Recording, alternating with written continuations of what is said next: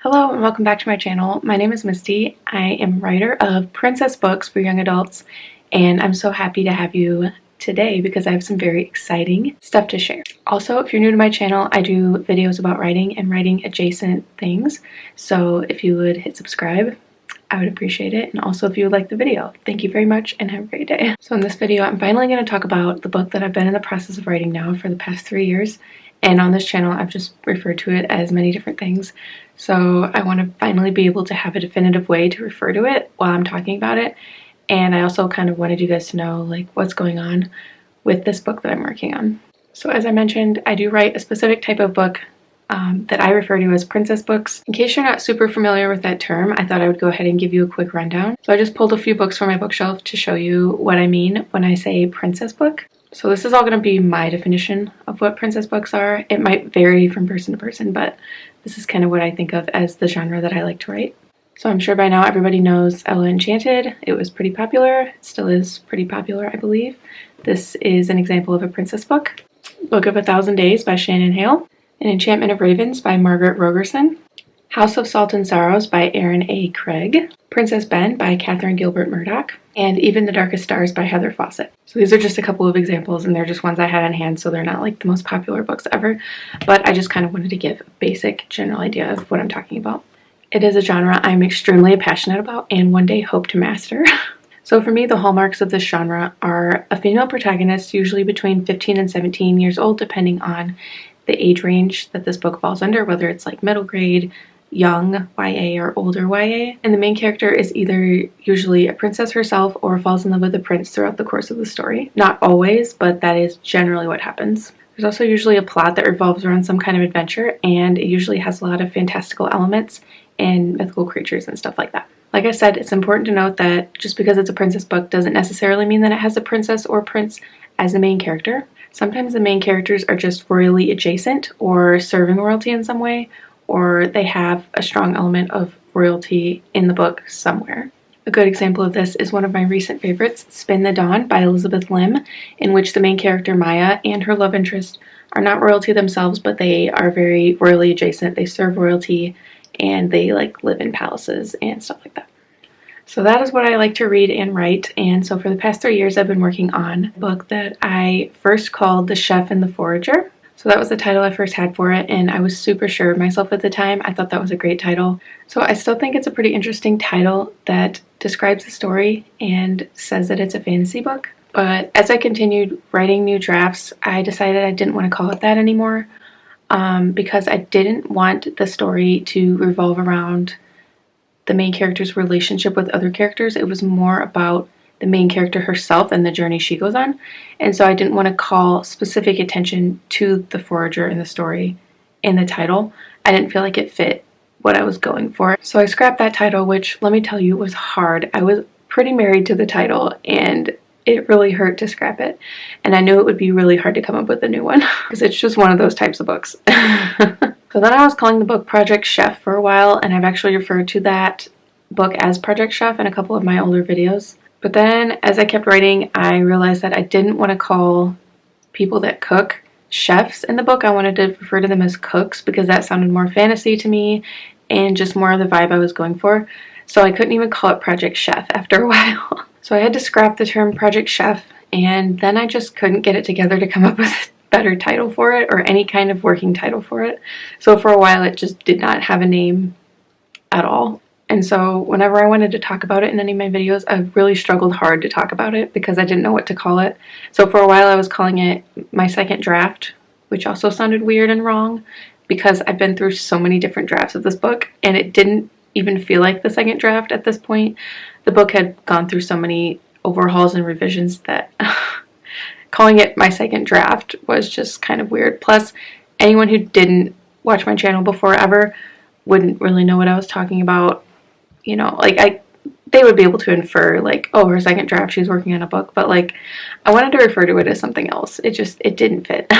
Plus, I'd been working on this book for so long that I just really wanted it to have a decent title. I didn't want it to be this nameless project I'm working on forever. It just felt like, it felt so wrong. And so I started off on my quest to come up with a different title for it. but it wasn't going to be some kind of project such and such. Thank you very much. I'm done with that. So I was coming up with a title. So I got to agonize over this for months.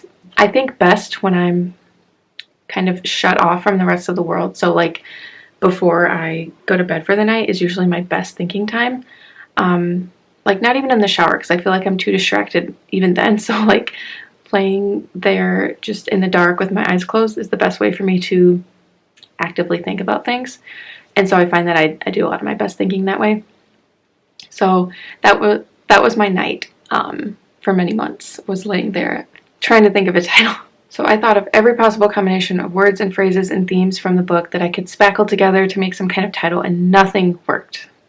Nothing.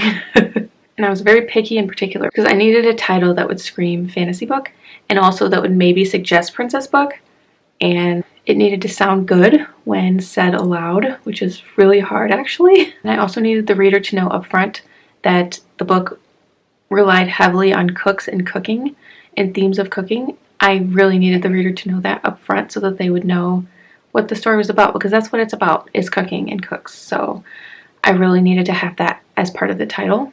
Surprisingly, that turned out to be a rather tall order. So eventually I did come up with some prototypes to work with.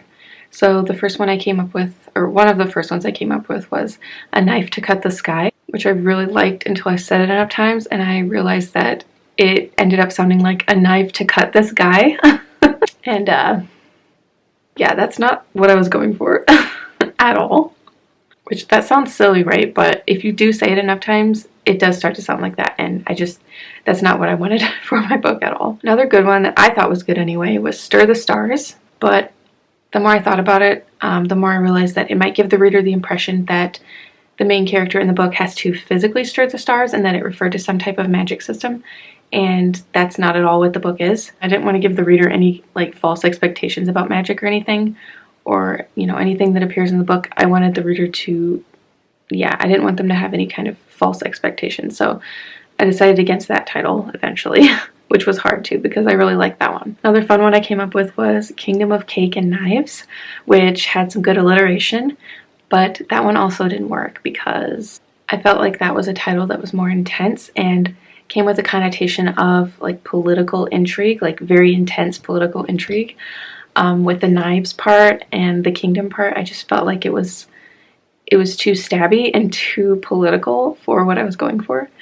And I felt like the cake part was like too connotative of, if that's even a word, connotative of like something that looks good on the outside but is actually like rotted from the inside. I don't know why, but it sounds like that to me.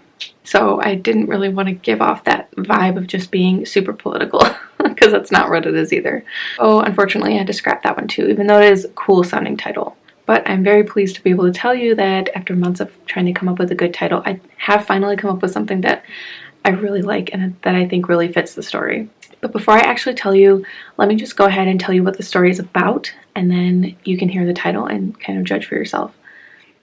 So Orinda is the main character's name, and she lives in a city that is inhabited by all kinds of fantastical creatures, such as fairies, elves, dwarves, and other types of creatures that I personally have come up with, such as demi-goblins and different ones that I'm not going to spoil, but you might have to read the book to find out for yourself. So all these different classes of creatures have a purpose in the story, right? They all have special things about them that makes them powerful. So the elves have wisdom, the fairies have this great charm and charisma, obviously the giantish race has strength, but humans do not have any standout traits or qualities that make them powerful like the other races have. So for that reason, they're seen as second-class citizens and they're given the lowlier jobs in the city. And they're just kind of seen as less than.